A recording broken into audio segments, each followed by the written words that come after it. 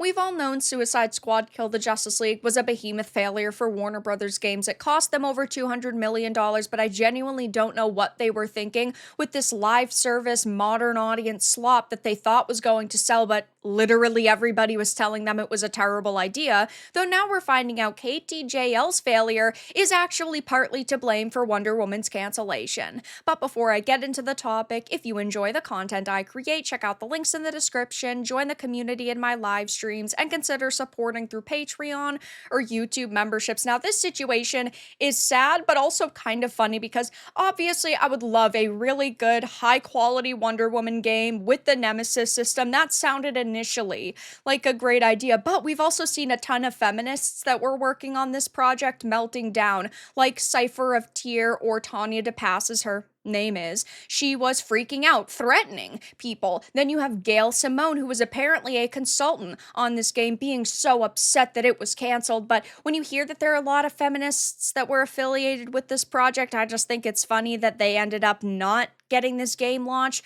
that they were so hoping was probably going to push a strong female agenda. But just a few months ago, Warner Brothers Games was basically recommitting themselves to their franchises, saying, oh, we want to make games with all of these characters. And one focus, they said, was DC, yet they're canceling a game from DC that could have probably been big.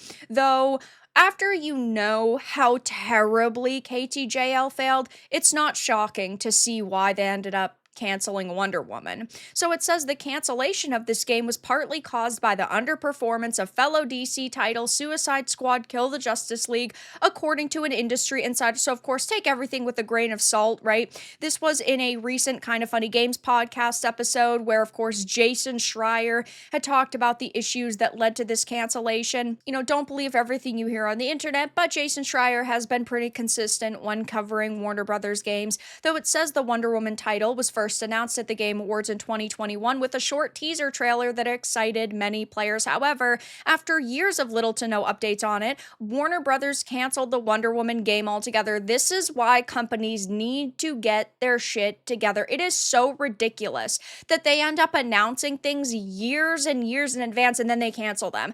This is why you cannot tease things until it's like 80% done, because they announced a game in 2021 and we all thought to ourselves, okay, clearly they've got to have some kind of content if they're feeling confident enough to show it off and actually officially announce it. Though now, all of these years later, they're just dropping it like a rock. And if they hadn't announced it in the first place, I understand that maybe investors wouldn't have been too happy or they couldn't have at least started slightly building up hype, but it just makes them look ridiculous that it was so far in advance and now they're just straight up shelving it. Warner Bros. Also shut down the Wonder Woman development studio Monolith Productions, which is sad for me because I loved Shadow of Mordor, I loved Fear, those games were fantastic, but we do know that they were kind of a shell of the company that they once were. A lot of the people that made those amazing games are no longer there, so it's like I love their memory, but also I didn't necessarily have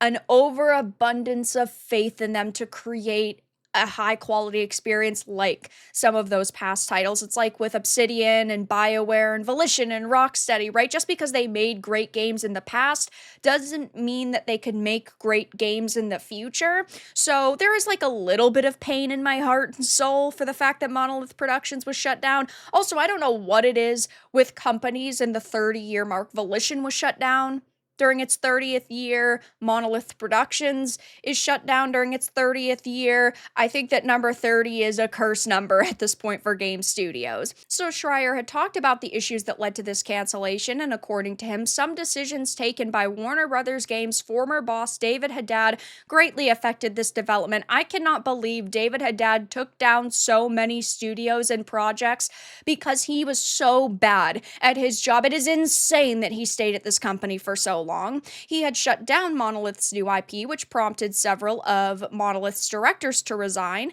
In consequence, the studio had to focus on rebuilding its team in Wonder Woman at the same time, and moreover, Wonder Woman was set to explore Shadow of Mordor's clever nemesis system, but the studio rebooted it to fit a more linear action style similar to God of War. But by then, it was kind of too late. It is crazy to think about the fact that they have the nemesis system, something people have waited for so many years to see again, that we have loved and that we have praised, and now we're not going to see it again, at least until 2036 when the patent is up. Even then, I don't know if we're going to see any games that adapt it, which is so heartbreaking. And then they take something that is so well loved and then they try to reboot it. Absolutely mind-boggling to me.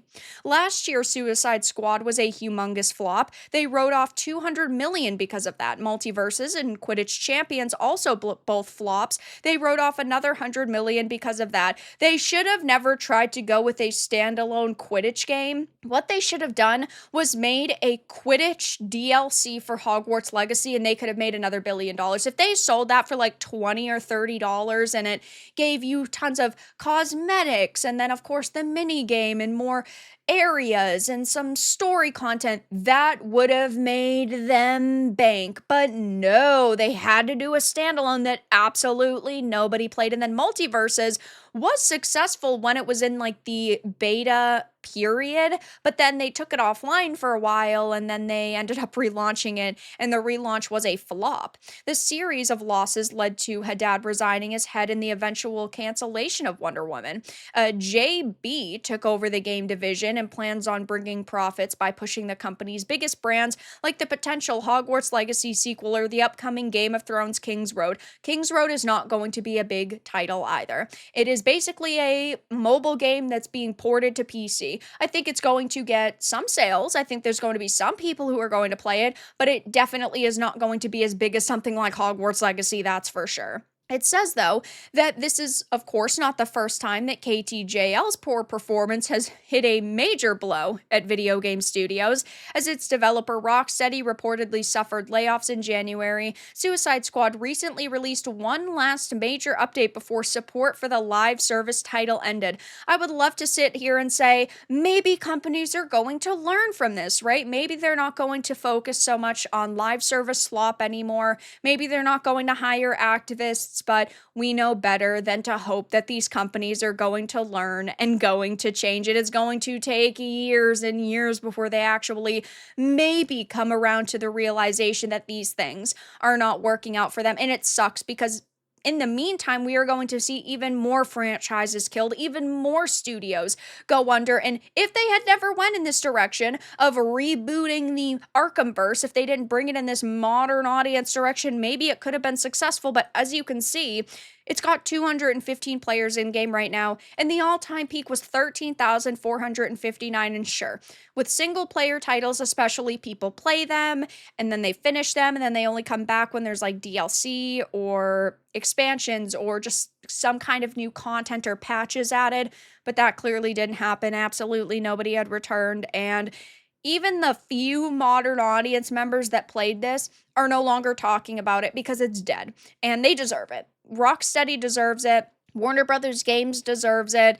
And if they had listened to us from the start, okay, maybe they could have delayed this by a year. They could have actually changed the story around to feature Batman in a good capacity, I guess we'll say, other than just being a clone who ends up getting killed. They could have actually had him be a part of the kind of Suicide Squad at the very end. I always thought it would have been badass if Batman was like MIA for the whole entire thing until the Suicide Squad realized that they couldn't defeat Superman, and then Batman had to come in, and then basically Batman could have sacrificed himself. That would have been so amazing and such a great way to end Kevin Conroy's time as Batsy, but they didn't do that because we're talking about activists who are writing this, and it just sucks. It sucks that the Arkhamverse has gotten Suicide Squad, and we don't know what they're going to do with it next. At the end of the day, Suicide Squad will always exist now, and we are never going to be able to forget it. And, well, I hope David Haddad never forgets it either, because it cost them hundreds of millions of dollars and has even led to the closure of multiple other studios like Monolith Productions. But that's all that I really had to discuss in this video. Let everyone know your thoughts in the comments below. If you enjoyed this, give it a like, and if you didn't, give it a dislike. I appreciate your support either way, but I'll talk to you all again in the next video really soon.